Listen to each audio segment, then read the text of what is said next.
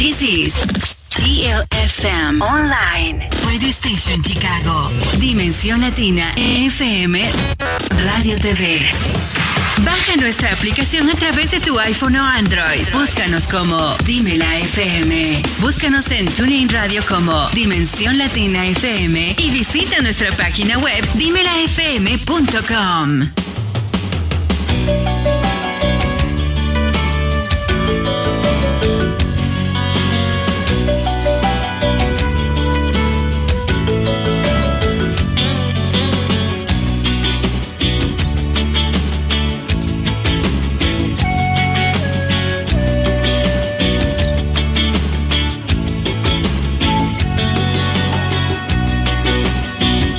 Hello everyone, my name is ELSA PRADO and I am here hosting Wings of Love. Today we have a really special program because we will be talking about how we can help children, and we have Save the Children Network here with us. We have the Illinois State Manager, John GAUDETTE, with us, and he will giving us more information for all of us to become more aware and for us to raise more awareness of the needs of children. I want to say welcome, John, to the program, and thank you for being here so that you can bring all this important information about what Save the Children is working on at this time. Mm-hmm. Tell us a little bit about what you're doing right now, either at the state level or whatever way you feel is best. So as a way of background, just very quickly, Save the Children's been around for over 100 years. We work with 155 million children globally in 120 countries. So our job is to stand for children, be that voice that raises up critical children's issues. So 0 to 5 it might be in the United States, child nutrition, child care, mental health. Around the world, same thing, mental health, access to food, staying out of harm's way and getting back into school. So it's that kind of stuff. So whatever the unique issues for children 0 to 5 are, we've been there for 100 years trying to raise up those issues and make it happen. In fact, we started right after World War I by a woman named Eglantine Jebb in London. She just stood on a corner and took all the children that were lost their parents in the war and began to organize around them and get them one they need. And now we're first in the ground, last to leave globally, making sure kids have what they need and they're in a safe environment where they can thrive as children. So for us, that means making sure we're in front of whatever issues are important to children right now. So if you think at the state level, we're fortunate enough to be in a state where the governor has a strong proponent of early childhood education. Even before he became governor, he dumped hundreds of millions of dollars from his foundation into early childhood. So that for us gave us a chance to kind of raise up the stakes in Illinois and make sure we get what parents need, right? Absolutely. And for Illinois parents, we hear over and over, child care is too expensive or too far away, right? Mm-hmm. So that even if it exists, they can't access it. And we know kids without early education enter kindergarten with up to 30 million less words than kids by age 5. And we know that if you're entering kindergarten without any early childhood experience, you're 18 months behind. And that's going to stay with you through the rest of your career. So kids that aren't given the same access to education and care as kids are always chasing those who've had it for the rest of their lives. So for us, it becomes very important. So Illinois, this year, we pushed a 10% increase across the board in early childhood programs. And for us, that meant if you look at child care assistance programs, so families can access monies so they can get their kids into child care, early intervention, which means parents that are in isolation get the support they need. So whether it's, how do you take care of a kid, how do you access formula, how do you get to resources, that we have this early intervention program helping parents out. And then, just the early childhood block grants, the things that get our child care agencies up and going, gets the staff paid, and again, increases access to the programs. So across the board, we got $102 million in new funding in Illinois this year. And this is a year where everybody if you ask for new funding, everybody just shook their head no and said, there's just no way in this environment we can raise money. But we had a ton of push from our base. We're part of an Equality Alliance coalition with some of the best organizations in the state. So fighting legislators, fighting the media, and raising up the folks in our communities, we were able to get significant increases, $102 million for families this next year. So huge year for Illinois, keeps us much ahead of our surrounding states as far as access to childcare, access to nutrition, and access to support. Right, and I have to say that this people, for those watching and people that are listening, John comes with over 25 years of community organizing experience. Absolutely. So he knows what he's talking about. And prior to coming to Save the Children Action Network, he also served as the state organizing director at Citizen Action Illinois for 7 years.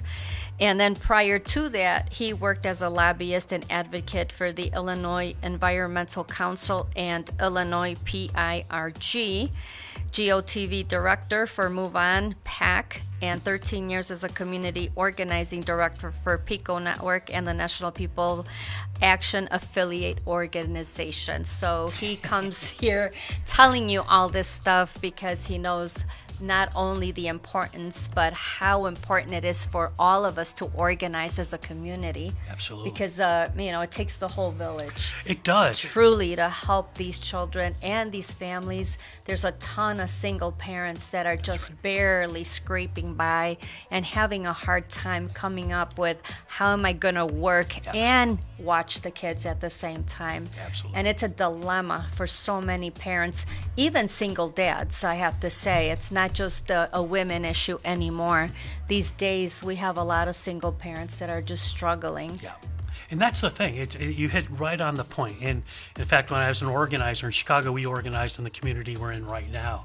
And from that day through this day, as my dad's old boss, Saul Alinsky, used to say, it's not about poverty. It's about isolation. It is. Right? And with COVID, we saw that raise up so much. The idea of people are in isolation and they're struggling to find solutions to new problems, right? So with COVID and all that stuff, what we've seen is a slew of new problems, but we've also seen a slew of new solutions. Yes, right? Exactly. Right? And so the thing we got to do over and over again, as you said again, is we got to get families together thinking about what they want, create a vision for their own community and fight for that vision. And that's what we're always pushing, us and our partners, is to get into communities of need and make sure parents and providers in those communities are able to talk about what their vision is for their future and what their kids need now and what they need now, as opposed to somebody coming into their community and saying, oh, you need this, right? And just setting up something that may or may not serve their needs. So this is a real wonderful opportunity for families to begin to organize again. And you think about COVID.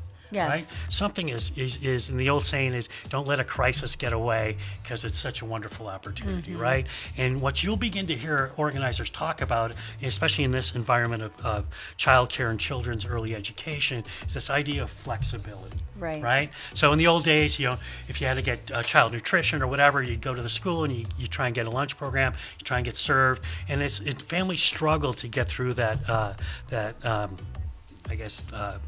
they struggle to get through that and work to get their kids what they need. But flexibility during COVID greatly expanded access to child nutrition. So we had the summer electronic benefits program, so folks could get food. You could get food online and order online. You could have if you had 3 kids in different schools, you could get to one location and get them the food they needed. Right. So all of a sudden, mothers or fathers were on a bus going to 3 different schools, to 3 different food programs, trying to get kids what they need. This flexibility just kind of exploded during the COVID, and Illinois was at the front of this, is whether it was getting online and giving people access to virtual care. Yes. So talking to a counselor online as opposed to going to this place 20 miles away to get answers to questions was critically important for families to survive and thrive during COVID. So we just saw a lot of new ideas coming to the head as it had to do with giving parents the flexibility they need and giving providers the flexibility they need to serve the parents and families they need to serve. So we're very excited at this moment right now, as folks should be, that as we come out of COVID, it's all new. right? So Right. we're just repairing the system, refixing the system, and kind of changing the system to serve this new reality. So the next few months is a huge opportunity because, as we all know, these things disappear quickly. They do, because usually there's so many people that have been waiting Yes. for these resources that it's kind of like one moment it's here and the next moment it's gone because there's just that much need. Absolutely, and we're battling over funds that are hard to justify to a politician. It's like Home Alone. It's like you don't realize that you forgot the kids until you're on the airplane flying on vacation. So it's this idea of we have to remember the children, and that's why our work is so important. Because politicians are always thinking, what's in front of me? What can I deal with now? And it's usually, jobs and employers and infrastructure and stuff. And we forget that childcare is a critical part of that infrastructure. In every way. And like I was mentioning, there were so many moms that ended up not knowing what to do during COVID. Absolutely. It was like somebody turned everybody's life around upside down. Right. Absolutely. And then, how is all of this going to work out in the end? Absolutely. And, you expand that a little farther to our southern border. When we saw all the families coming up from Central America coming to our border, obviously Save the Children is in those countries. Of course. And we were in the caravans coming up north.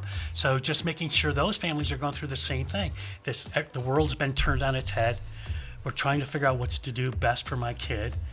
And do something as simple as get them an opportunity to thrive.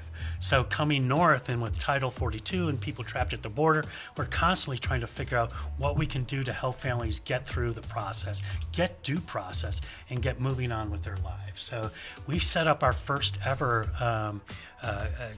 camp in Texas. Right. In Texas, yes. So you think of in Africa and other countries where we set up these refugee camps, set up a safe space for kids, and we had to do the same thing now at our southern border to make sure kids, as they come in, are protected and get access to a family or foster care as quickly as possible. Because our goal is within 6 months, whatever your situation, whether you're walking from one country in Africa to another, whether you're dealing with drought or crime, we're working in the Ukraine, whatever your situation is, we want to get a kid into a safe space and back to school within 6 months. Right. So we want no kid out of school for 6 months, no matter where you are in the globe. And that's been working well. That's excellent, because so many kids, and I heard about the disappearing children, Yes. the kinds that were the children that were supposed to be on virtually connected, still doing their studies, and then all of a sudden they realized all these absences. Yes. These children are like nowhere to be found. Like what happened to all these students that magically disappeared in the pandemic, Yes. Right. So just finding these resources for them and trying to make sure that they are getting their education. Yes. And I know Save the Children has worked very hard in getting books and supplies and all of those, basic needs for school for the children. That's right. So, one end, we always think of like alms. So what do kids need now? So it's books, whatever, access to food, whatever. But you have to look long-term and short-term. So stabilize the kids now, but also keep fighting to figure out why that problem exists. So whether it's a foreign country where they're cutting off food supplies and kind of utilizing the kids as weapons, to here locally in the south side of Chicago, trying to make sure families after June 30th can have access to food over the summer, right? And that's still not guaranteed. The child nutrition program, this flexible program that we set up for families during COVID, expires June 30th. Right. So there's a bill that just passed the House to get kids to continue this program through the summer. And keep feeding them, because That's right. I remember they were saying, okay, even though the kids were going to school virtually, the parents could still pick up the lunches and stuff like that from the programs. But yes, it's like, what happens for summer now? That's right. How are these lunches still going to be distributed for those families that depend on them? That's right. Absolutely. So we're working as hard as we can to make sure Senate passes this bill by June 30th, and we think they will, to make sure that short-term solution of making sure kids have what they need for the summer so they're prepared for the fall. Right? Exactly. Can't get back to normal until kids are back to normal, right? And every parent knows that. They know, and it's trying to find the normal in a pandemic has not been easy. Absolutely. And it's not like 100% over. We're still, Nope. like everything's still in the works and the process. Right. And how are we eventually going to land? 'Cause Absolutely. right now we're trying to get the landing strip to be ready. How are we going to land is the question. Our seats are in an upright position, Exactly. but the plane is going back Yeah, and forth, exactly. and that's how it's going to land. There's a lot of bumps in the road. So right now, how are we going to, maneuver all of that That's stuff? exactly And it's not easy. Yeah, It's and you just gotta, not easy. Because there's new cycles of poverty now, right? Exactly. So a parent died or went on disability because of COVID, right? Well, how many families? I know that one of the parents passed away. Yes, absolutely. And that left like either the mom or the dad with like, now what do I do? You know, we lost the breadwinner, we lost, the other income, and in some families, as you are aware, if the mom was left behind, it was like the documented dad. Now we have an undocumented mom who doesn't qualify for anything. So saving these children from just hunger is very difficult. And it's important. I want to touch on the undocumented for a second because I think it's important to It's understand very that important. power is we're entering an election season. Yes. Right? And Yes. remember, 4 years ago, no one was talking about childcare. No Now it's one. one of the top issues for people running for office. So whether you're documented or undocumented, if you got here last week or 10 years ago, you can get in front of your politicians and say, what are you going to do about childcare? Exactly. You're here. You're an American. It doesn't matter what your status is. What matters most is how you're struggling.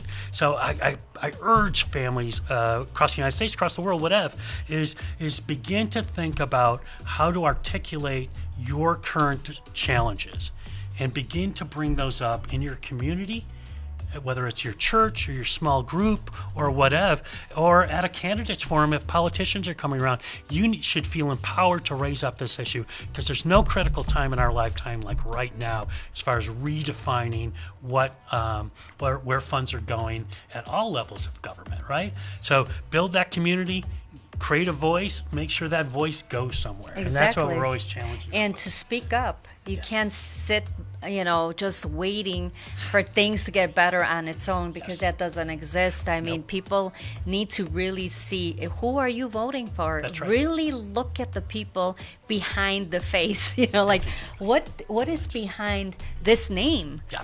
Does this person genuinely work in an effort to improve the life of children and the families of those children, or is it just a person that is out there for their own agenda, which Absolutely. happens very often, and people have to be more careful. Absolutely. And with diversity is in our communities. Diversity is now penetrating Congress and our states. So we now have new voices representing us. So we can take advantage of that situation, make sure they're saying what they say is our issue. So if you go talk to a politician, he's like, oh, you're so important, and all you people, I want you to know that I'm part of your issue, and they talk very vague, that's worthless.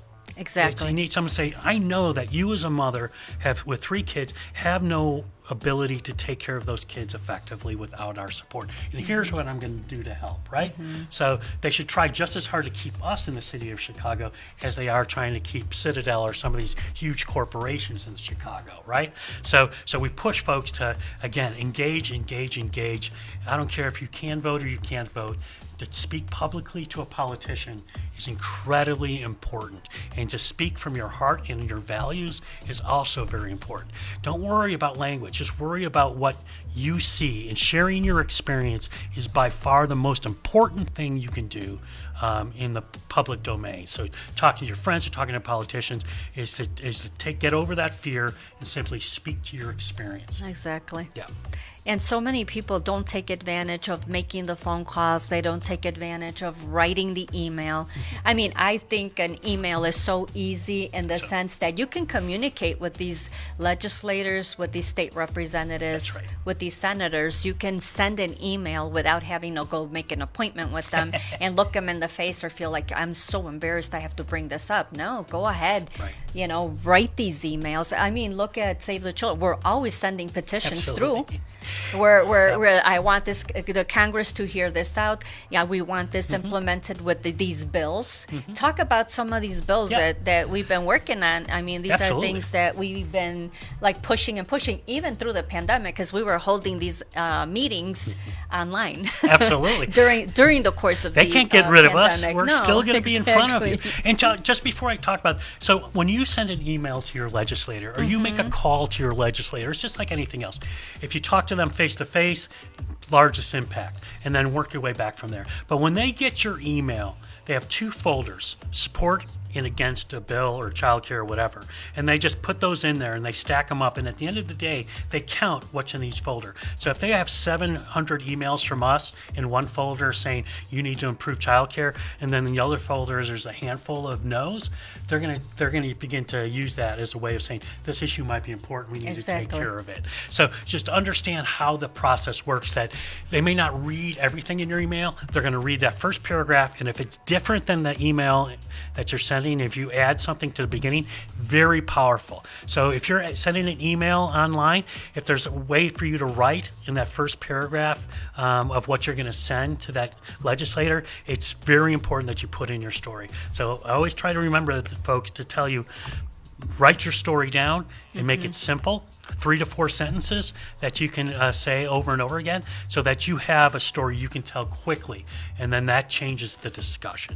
So for us, what we've been working on, especially during COVID, is to beginning to use this again, like I said, as an opportunity to win and create a new environment. So as you know, we've had record increases over the last year in access to child care funds. At the federal level, we used to be fighting for $5 billion. Now last year we passed $20 billion. So the number of are going up, increased significantly. So what we want to do is make sure folks are pushing the issues that are most important for. And the issue right now most important to us is what we call home visiting. Right? So it's this fancy term called MICV, which is just maternal, infant, early childhood home visiting. Now, home visiting, for those who don't know, as you can imagine, especially if you're in a rural area or a community that doesn't have enough resources, you're just trying to guess what to do with your kid. So think of getting pregnant, you're on your own, you don't know what to do next, you don't know where the resources are, or if you're a new mother, even more, you have even more panic because you don't know what's around you. So at home visiting does is get you connected with someone who has skills. They know how to deal with formula. They know what you need to do to raise your kid. They know where the resources are that you need. So home visiting for us is a very, very efficient and cheap mode with the most impact. So getting folks access to someone who can help them walk through this kind of unknowns in front of them is critically important. So what we're doing is fighting at the federal level, and we will through, it expires in September 30th. So through the summer, we're going to be fighting to make sure people contact their legislators, talk to candidates about the reason home visiting is so important. So what that means for you all listening is, can you tell a legislator, and you should think about this, where you struggle on your own when you're pregnant, right after you have a kid, and up to age 4 or 5, before that kid goes to kindergarten. What are your major struggles? What are the challenges you face, and what support do you wish you had, right? And then we can talk about why MICV serves that purpose. So one, home visiting is so important. The other one is exactly what we talked about before, is this child nutrition piece. Right. So the idea of figuring out how do we get kids the resources they need to have their nutrition to survive the day. So going through school hungry, as I remember as a kid, if you're hungry trying to go to school, it's a tough day. It is. You can't focus. You can't concentrate. Math is tough enough, right? Exactly. You need food just to get through that. So just that access to nutrition is so important. And then always fighting for more child care funds. You know what I still remember being a Spanish teacher was those days where there was a child that got to lunch and the poor kid had no money on him or her, he or she didn't have any money on them, and they'd be looking through the crates to see if maybe a child was absent and didn't use up the milk so they could give it to the kid that, didn't have the money to pay for the milk, it's just things that come up, this is all real life. It's all very real to so many families. and we can't pretend it's not happening. We have to like do something about it. Absolutely. But it can't be done just with a few people. It has to take the people of the community to say, look, yeah, this is true. You know, we don't have enough food. We don't have enough supplies. You know, we're still coming up short with different areas of different things. You know, the childcare, I mean, how many providers don't even get paid a fair share? And that's the other thing now.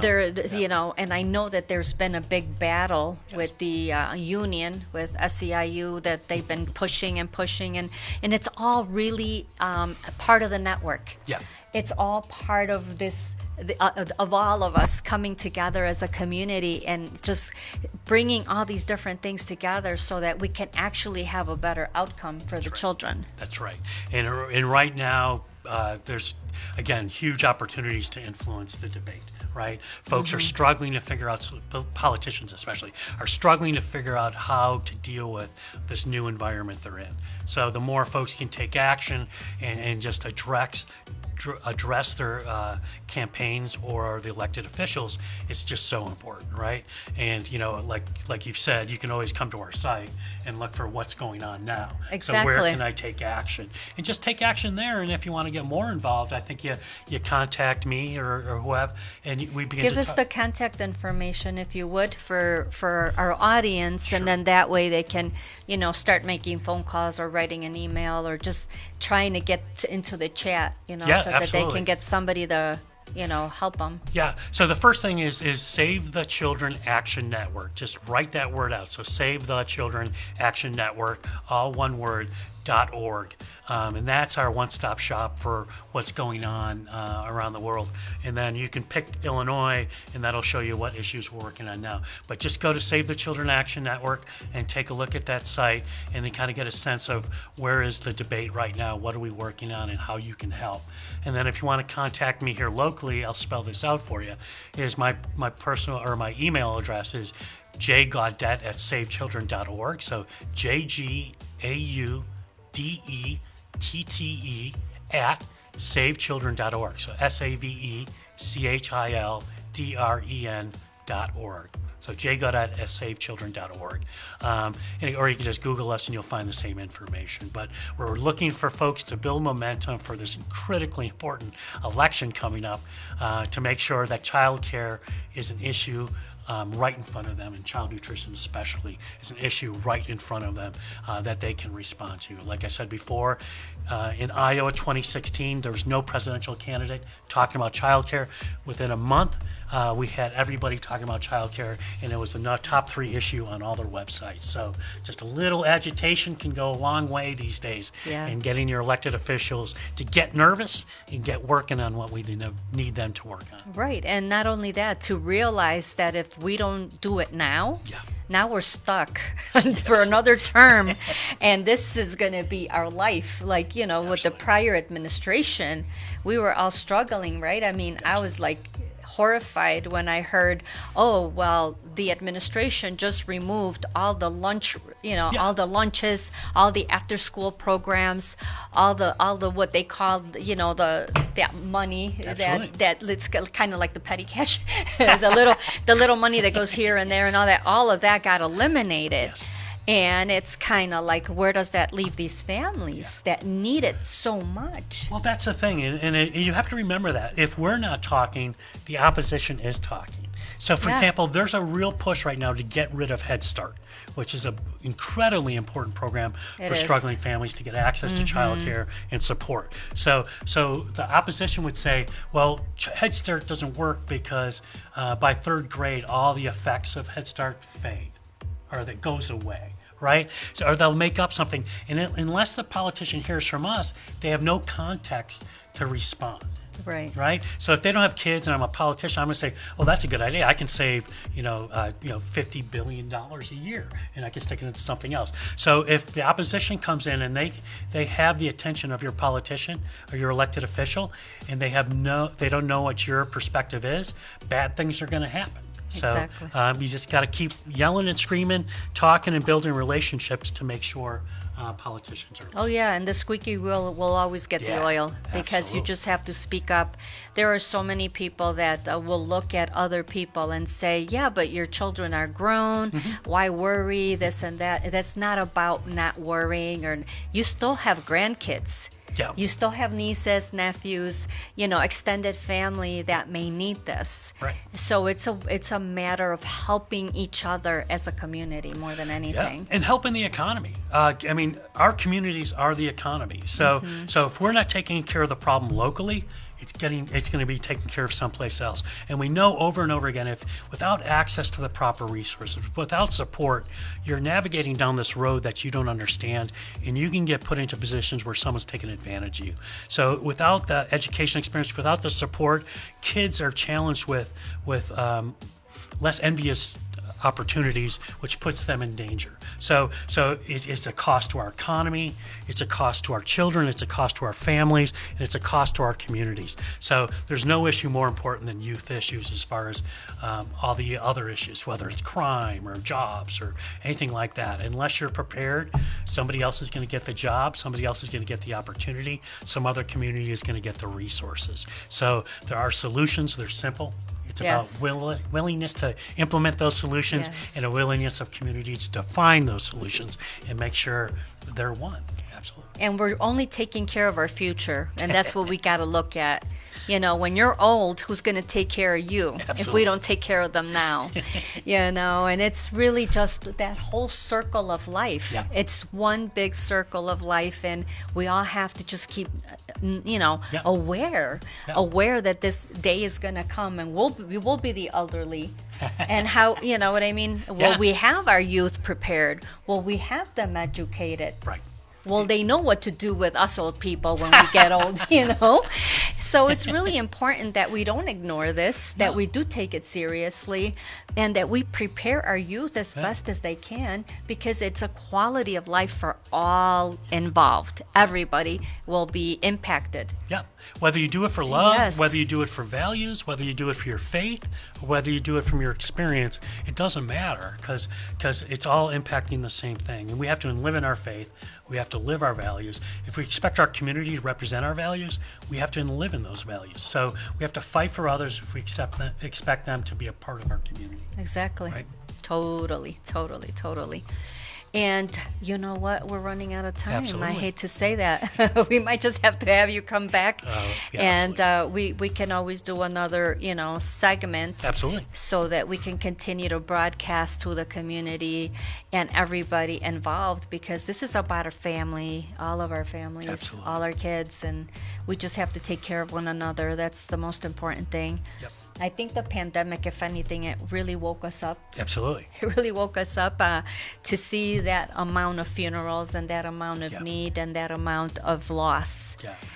Just know it's woken everybody up as to our Yes, needs. So yes. you're fighting a winnable battle. If you have solutions you need for your community, understand that this is the time to fight. So find your local community organization, find us, find somebody working on this issue, and join them, get involved, and get to work, because the opportunity, once in a lifetime opportunity, is right now to fight and win. It is, absolutely.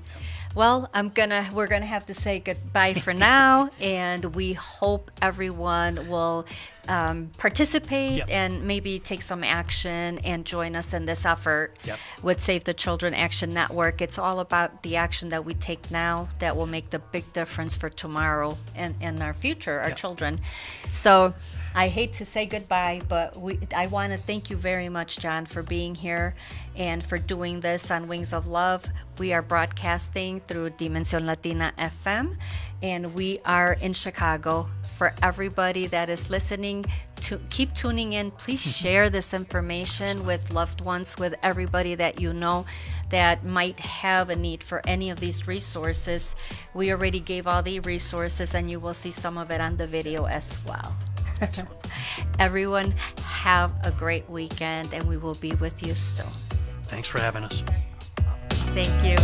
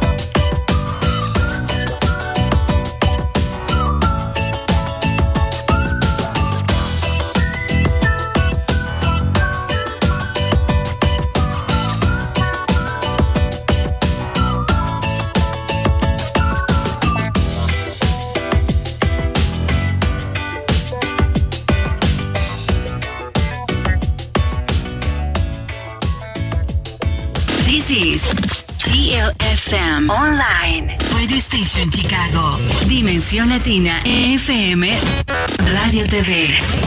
Baja nuestra aplicación a través de tu iPhone o Android. Búscanos como Dímela FM. Búscanos en TuneIn Radio como Dimensión Latina FM y visita nuestra página web dimelafm.com.